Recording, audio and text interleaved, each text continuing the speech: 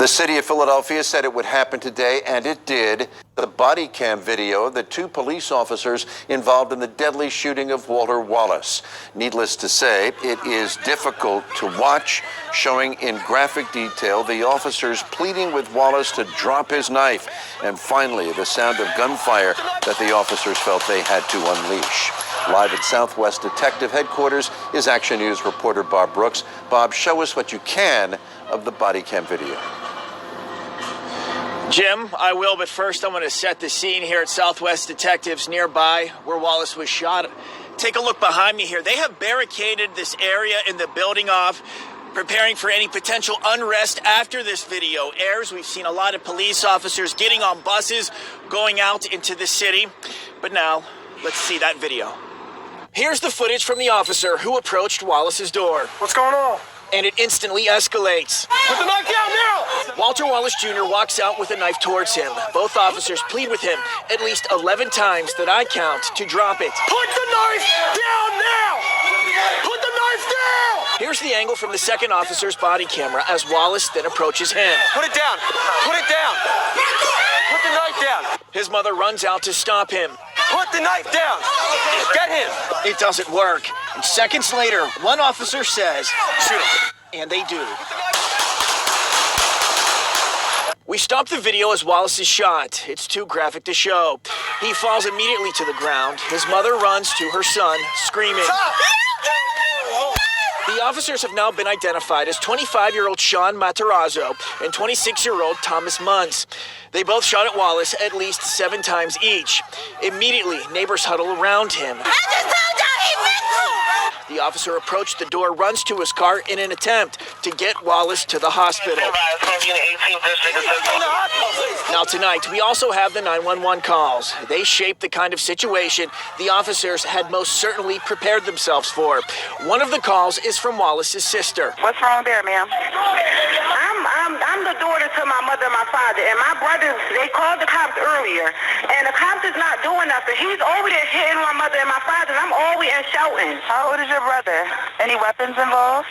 No, but he got a case of, he on probation and everything. He got a case for being violent and everything. He got a whole record. We also have this transmission from dispatch before they arrive. Yeah, just have the officers use caution to respond to that. This is an ongoing investigation going on up there.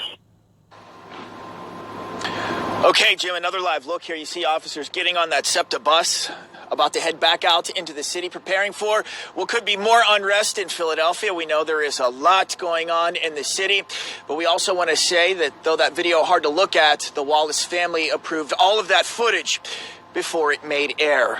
Now reporting live in Southwest Philadelphia, Bob Brooks, Channel 6, Action News. Jim. Thank you, Bob.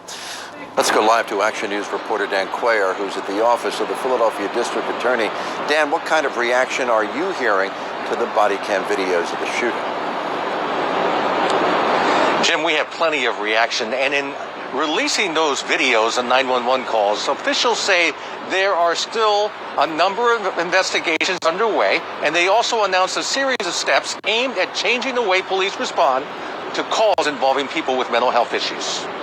We understand that the materials released today will be very painful. Mayor Jim Kenney says they knew the release of these materials could provoke anger and rage, but transparency, he says, is necessary in making meaningful changes in Philadelphia. Seeing another life tragically lost yet again to police violence can make many of us question whether anything has changed or whether anything will ever change. This is why we are releasing this footage, because things have to change. In response, the FOP called a news conference an abomination. For the mayor to be using the term police violence when officers are out there every day fighting police violence, it's absolutely absurd. And we will fight! Meanwhile, outside City Hall, several hundred supporters of Black Lives Matter were outraged by what they saw on the police cam videos. If it can happen to Walter Wallace Jr., it could happen to any person in this city. For his part, District Attorney Larry Krasner would not say if he has impaneled a grand jury as part of his investigation. The decision to use a grand jury or not is very, very case specific and also protected by certain laws, so I'm not actually allowed to discuss the details of that. The city today also announced changes now underway or coming soon, such as incident de-escalation training for police, new training for dispatchers, and a joint effort with the Department of Behavioral Health to better coordinate response from crisis intervention teams or CIT officers. Additionally, Mayor Kenny, when asked what he is doing to secure funding to ensure all officers are equipped and trained on the use of tasers, says he's consulting with City Council for a potential immediate transfer of money for that. Of course, we need to speed it up and make sure everybody has one is trained to use it. Right now, only 2,300 tasers are deployed. Commissioner Outlaw says they need an additional 4,500 to get everyone equipped.